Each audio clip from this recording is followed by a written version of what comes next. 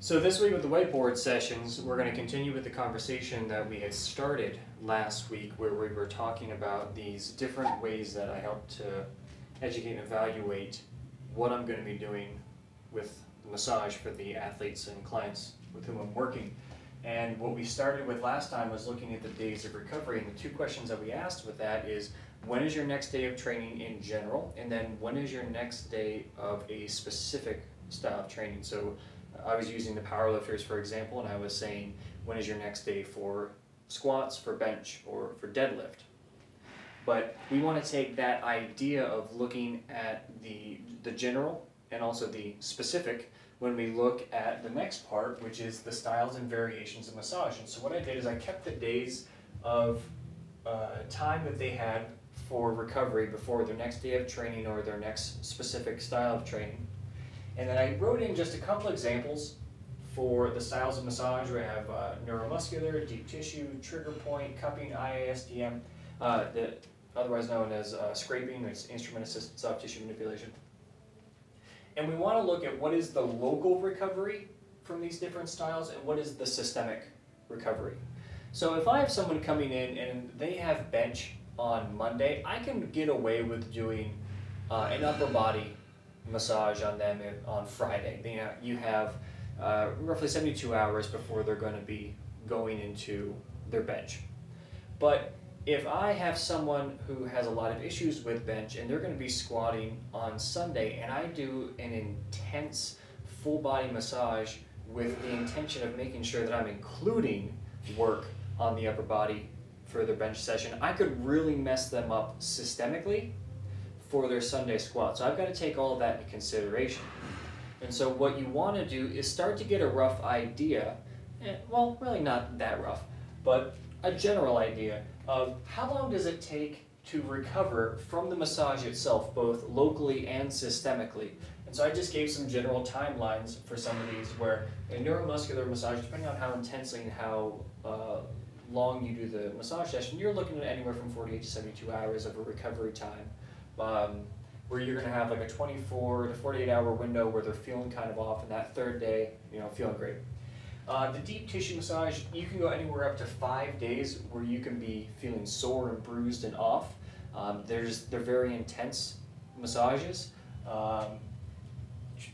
Trigger point is an aspect of neuromuscular, but it can be done just by itself. However, unless you have someone who's like really digging in, which is not supposed to happen as you're going through it. So if you have a well-seasoned and educated practitioner, this won't happen. But trigger point can often be recovered from in roughly 2 days, depending on how intensely you're doing it and also how much it has to be worked on. Cupping, anywhere up to 4 days, depending on how long it's on and also what's going on with it. And then the IASDM, anywhere up again to like 4 days as you're going through.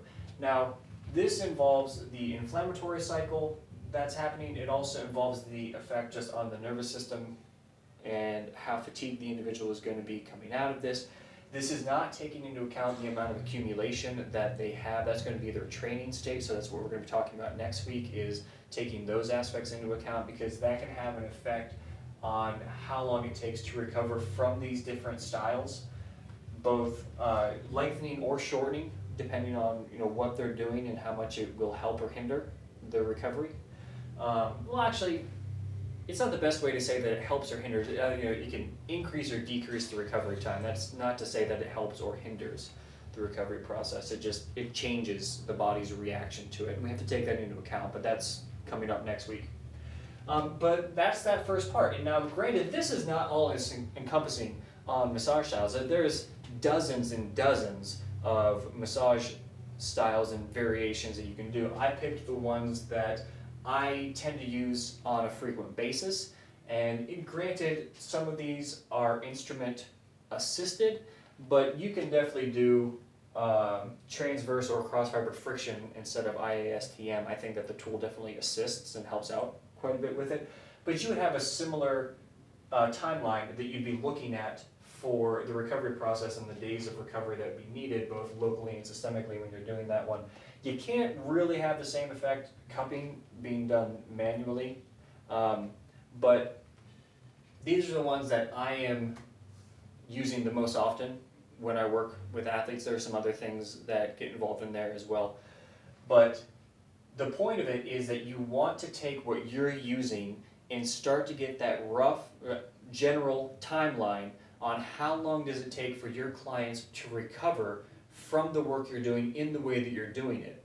Because a heavy pressure massage is not the same thing as deep tissue. Deep tissue is a very specific form. I've talked about this before, and unless you have someone who is educated specifically in how to do that, getting a heavy pressure massage, not the same thing, and those are two different timelines. They're similar, but they're different timelines on the recovery process, which is different from neuromuscular, and there are different schools for neuromuscular, so you have to know what's involved with that. And you have to know how the instrument that you might be using, whether it's cupping or scraping, has an effect on the recovery process as well. So you have to do a little bit of research, or go out to other practitioners who have been doing this for a while and get the information from them, and also from your own objective feedback from the clients on how long it takes them to recover, and start to put that time frame together so that you can use it in the future, not only with those same clients, but any future athletes and clients that are coming in. That's part two. We're going to move on to the training state coming up next week.